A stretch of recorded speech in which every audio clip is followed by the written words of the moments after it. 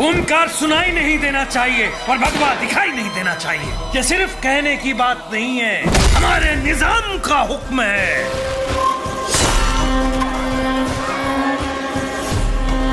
अब हमसे क्या गलती हो गई सरकार? तू हिंदू पैदा हुआ, यही तेरी गलती है। इस्लाम कबूल कर ले, जिंदगी जन्नत हो जाएगी। लेकिन हमारा धर्म। क्या है तेरा धर्म?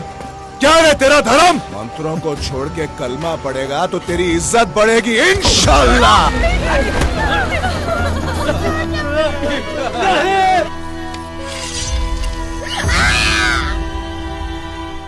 कश्मीर में जो हिंदुओं का नरसंहार हुआ था उसके बारे में सबको पता था, लेकिन एक्चुअली में क्या हुआ था और किस इंटेंसिटी के साथ हुआ था इसके बारे में लोगों को पता नहीं था। जब द कश्मीर फाइल्स मूवी आती है उसके बाद लोगों को पता चलता है कि आखिर कश्मीर के अंदर हुआ क्या था, कैसे हुआ था, किस इंटेंसिटी में हुआ था, किस किस तरीके से हिंदुओं का नरसंहार किया गया था। कश्मीर के हिंदुओं को ये फील कराया गया था कि तुम्हारे लिए मरना ज्यादा आसान होगा यहाँ पे जिंदा रहने से। और कुछ इसी प्रकार की चीजें भी हैदराबाद के अंदर भी हुई थी जब हमारे देश को आज़ादी मिली थी उसके बाद, लेकिन इसके बारे में बहुत कम लोगों को पता था। और अब इसी के ऊपर एक फिल्म आई है रज़ाकर, और इसके बाद शायद लोगों को पता चले कि आखिर हैदराबाद के अंदर हिंदुओं के साथ क्या हुआ था, क्योंकि भाग्यनगर ए हैदराबाद के अंदर जो हिंदुओं के साथ हुआ था उसके बारे में लोगों को पता होना चाहिए। और आप लोग जानकर हैरानी होगी कि असदुद्दीन ओवैसी की जो पॉलिटिकल पार्टी है, जो कि अक्सर बयानबाजी करते हुए नजर आता है, हिंदुओं के खिलाफ बोलता है, उसकी जो पॉलिटिकल पार्टी है AIMIM, और रज़ाकर इसी AIMIM का एक हिस्सा हुआ करते थे और उसमें पे AIMIM का नाम हुआ करता था MIM। तो इस मूवी के ऊपर आज हम बात करेंगे और मैं आपको बताऊंगा कि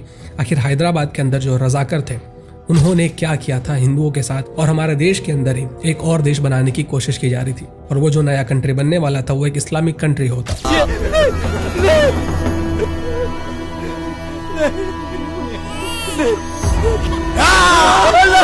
अल्लाहू अकबर, बदलेंगे, धर्म बदलेंगे।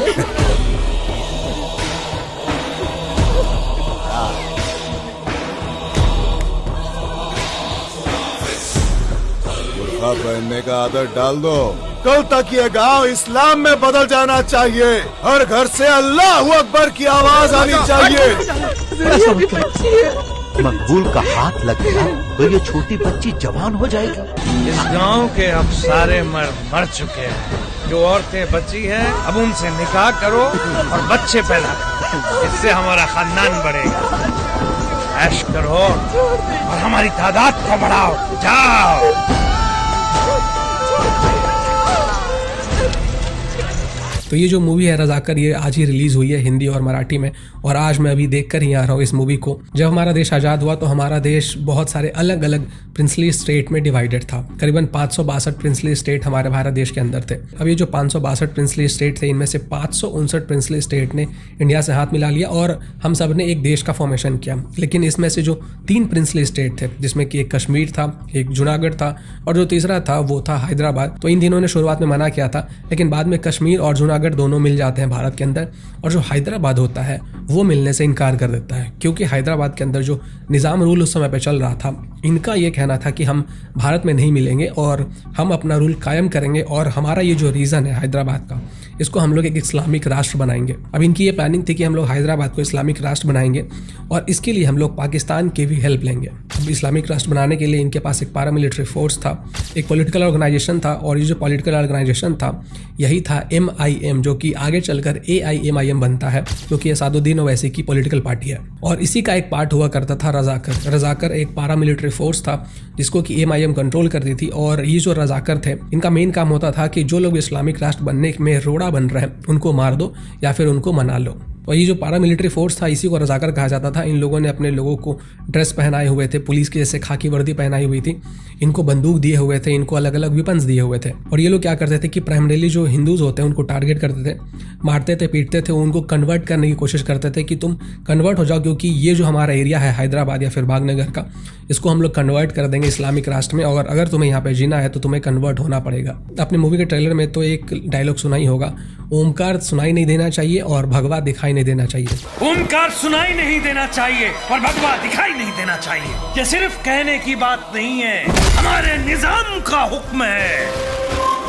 मतलब किसी भी तरीके से पूरी कोशिश की जा रही थी कि जो हिंदुओं का पॉपुलेशन है उसको खत्म कर दिया जाए और ये जो पूरा एरिया है इसको एक इस्लामिक कंट्री बना दिया जाए।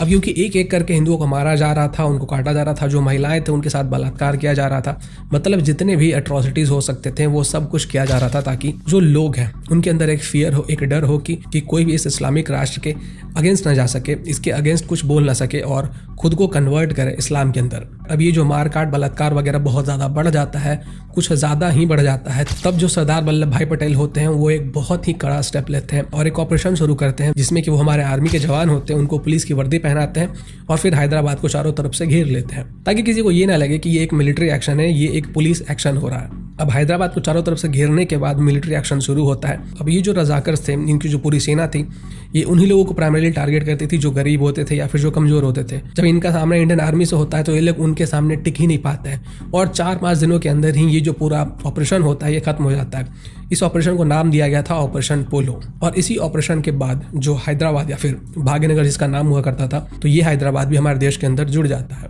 और ये जो रजाकर मूवी है ये इसी के ऊपर बेस्ड है कि किस तरीके से ये जो रजाकर्स थे इन्होंने अपना मिलिट्री बनाया हुआ था, इन्होंने हिंदुओं के ऊपर एट्रोसिटीज़ किए, मारकाट मचाया, बलात्कार किया, लोगों को कन्वर्ट किया, जो हो सकता था वो इन्होंने किया। अब ये जो रजाकर एट्रोसिटीज़ कर रहे थे इनको बहुत रेजिस्टेंस मिला था कुछ हिंदू गाँव से। कुछ ऐसे हिंदू गाँव थे जहाँ से कि बहुत सारे हिंदू युवा सामने आते हैं और इन रजाकर्स को मुंह तोड़ जवाब देते हैं, जैसे कि वीरा भैरप्पन पल्ली, पेरू मंडला संकेसा। और ये जो रजाकर ने एट्रोसिटीज़ किए थे, इन एट्रोसिटीज़ से कुछ लोग बच भी गए थे, जैसे कि एन मलैया और चिट्टी कोमलू। तो इन लोगों ने बाद में अपने एक्सपीरियंसेस शेयर किए, बताया कि आखिर रजाकर ने क्या किया था और फिर ये जो इन्फॉर्मेशन है वो लोगों तक पहुंचा। इस मूवी के अंदर इन लोगों के बारे में भी बताया गया है और उन विलेजेस के बारे में भी बताया गया जहाँ से बहुत सारे हिंदू योद्धा सामने आए थे और फिर बाद में जो हमारे मिलिट्री होती है वो इनको 72 हुरों तक पहुँचा देती है। अब ये जो हिंदुओं का नरसंहार हुआ था भाग्यनगर या फिर हैदराबाद के अंदर, तो इसके ऊपर एक मूवी आनी बहुत ज़रूरी थी क्योंकि जिस तरीके से कश्मीर फाइल्स आने के बाद लोगों को एक्चुअली में पता चला कि आखिर एक्चुअली में कश्मीर के अंदर क्या हुआ था,